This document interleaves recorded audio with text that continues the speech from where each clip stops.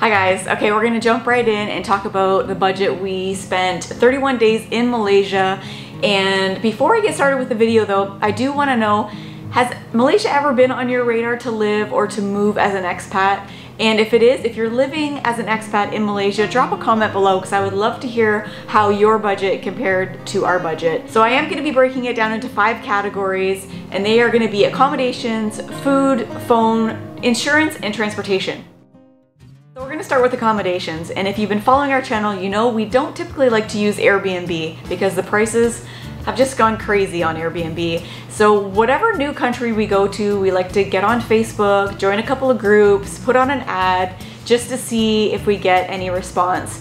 And a lot of the times people will respond back with everything under the sun, and most of the times it's not exactly what we're looking for. Jay and I typically like to go for a separate living space and a sleeping space, and we just couldn't seem to find it in our price point. So we ended up going with a studio, a really big studio that included laundry. It had a pool and a gym at this facility. Somebody just reached out to us on Facebook, answered our ad, and I think it was just good timing because he typically doesn't rent out this apartment to anybody, and he just had it vacant for the month that we were going to be there. So he wanted to help us out, and that's exactly what he did, because he gave us an offer we couldn't refuse. Even though it was a studio, it was $527 all in. So we didn't have to pay extra for utilities or anything. And like I said, it had a pool and a gym, and it came with a washing machine.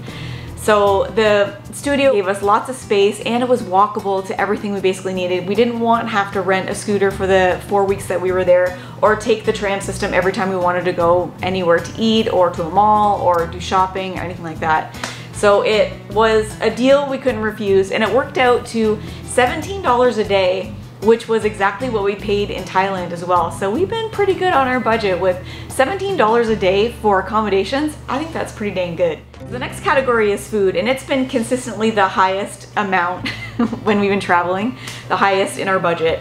And when we were in Malaysia, we actually started, actually I should go back. When we were in Thailand, we decided that we wanted to put fitness first, and we tried to look for places that had a gym, that had a pool, to kind of focus on our fitness and our health.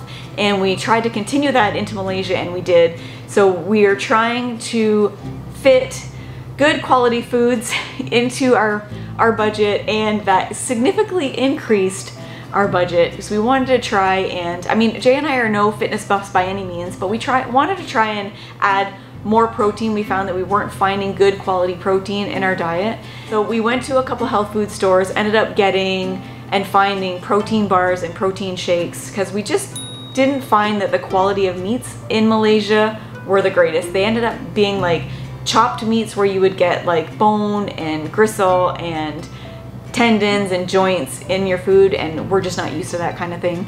So we wanted to increase our protein intake with quality proteins. So we ended up going with some really great protein bars we found. They were called barbells, and we actually found a good protein shake in the 7-Elevens and different KK Marts there as well, and the grocery store.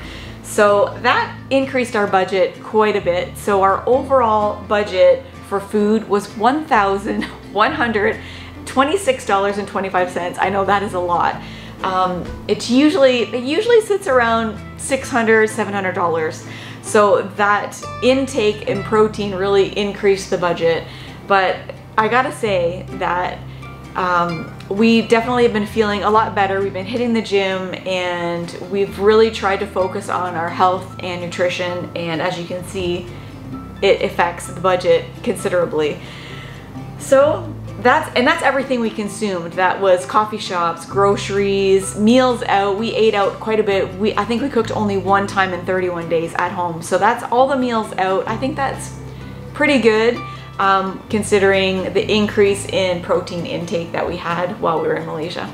So just to clarify, the name of the protein bars are called Barbells, and we were just lucky enough to find them in a health food store there, and we can't find them here in Vietnam. So we had to go to a health food store here in Vietnam, but I'll get into that when we start our Vietnam series. But the health journey is continuing and we feel great. I think that having a gym routine is pretty tricky when you're traveling constantly all the time. So we were happy to be able to continue it from all the way from Thailand, which was the beginning of the year. So into Vietnam we are now, and we're still continuing to put our fitness and health first. So moving on to category 3, and that's phones. And we still continue to have a Canadian plan, and it's a very basic plan, and it costs $43 for Jay and I to have the basic plan. So when we do go back home, we can just pop in our home sim and everything is fine, and we have enough data and all that jazz to get us through to when we actually need to bump up the plan, if we stay that long. When we first arrived in Malaysia, we got a U-Mobile tourist sim, and this is where the fun starts. We were informed that the fastest speed available for our tourist sim, regardless of 4G or 5G, was 12 megabytes per second. Okay, so that's not terrible, we can work with that, but we purchased a 30-day unlimited plan, and we quickly found out that in the evening, when the network got so busy that our speed would just drop to less than 1 megabytes per second, and basically became unusable for everything other than the most basic access. That wasn't gonna work for us. One thing I did want to add that is our apartment didn't come with Wi-Fi, so everything we did Wi-Fi and TV related was off our phones. When we went to Maxis, the Hotlink Tour SIM was the same speed at 12 megabytes per second, and it also offered unlimited data for 30 days. We bought 2 SIMs, one for me and one to hotspot Wi-Fi in our apartment on our spare phone, and the performance still dropped in the evening. It would still be a couple of weeks before we found out that both companies had a cap on their unlimited speed, meaning that Maxis, after 100 gigabytes of data usage, would drop, and U-Mobile would drop after 200 gigabytes. So after your 100 and 200 were up, they would drop to basic access speed for the rest of the 30 days, which was too slow for streaming TV. Needless to say, mobile access in Malaysia was challenging. But all in all, with the 3 SIM cards we actually ended up purchasing, it was $53 for the month. So $43 for our Canadian plan, and then $53 for those 3 SIMs that we got in Malaysia. Number 4 is insurance, and we use Safety Wing. I'm gonna leave our affiliate link in the description box below so you can go ahead and check that out. But if you're thinking about traveling and need a provider, basically Safety Wing Nomad Insurance is a comprehensive and flexible travel medical insurance designed specifically for digital nomads, remote workers, and long-term travelers. We've been using them since we started in 2022, and they seem easy enough to deal with when submitting claims and being reimbursed. Our monthly cost for the both of us is 258 Canadian dollars. And the last category is transportation. Now, like I said earlier, Jay and I didn't want to rent a scooter in Malaysia. We find that you can rent scooters in Malaysia. They're just not as easily accessible as they are in Thailand. And so that's why we wanted an apartment that was close to everything and walking distance. It was absolutely awesome. So we did use the MRT a couple of times, and mostly we got around by taxis, and taxis are like super cheap in Malaysia. Our total budget for transportation was $76.30. In total, out of all 5 categories, we spent $2,083.55. So not too bad. We're trying to consistently stay around the $2,000 mark. That our food budget definitely bumped us over budget. But when we're eating good and feeling good, I don't think you can put a price on that.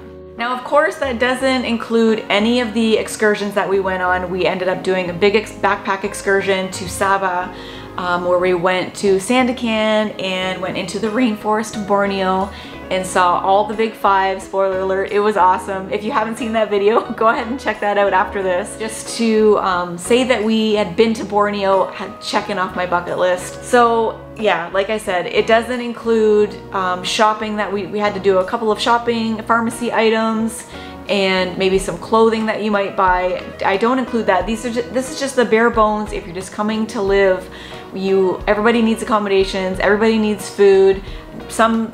Almost all of us need a phone plan, and getting around how you do that and how cheap and inexpensive it is. And some people might have a different insurance plan, and if you do, let us know what it is in the comments below. Help out our viewers. If you don't use Safety Wing, what do you use for a travel insurance plan? Who knows, we might change companies in the future and want to know what you use for an insurance company. So there you have it.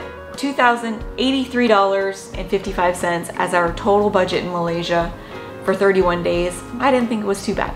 Right now we are currently in Vietnam. We have been in Vietnam for about 4 weeks, and we've done a lot of apartment hunting. If you've been following our Wednesday walks, we've been exploring our neighborhood. So after this video, we are going to be starting our Vietnam series, and I hope you guys follow along.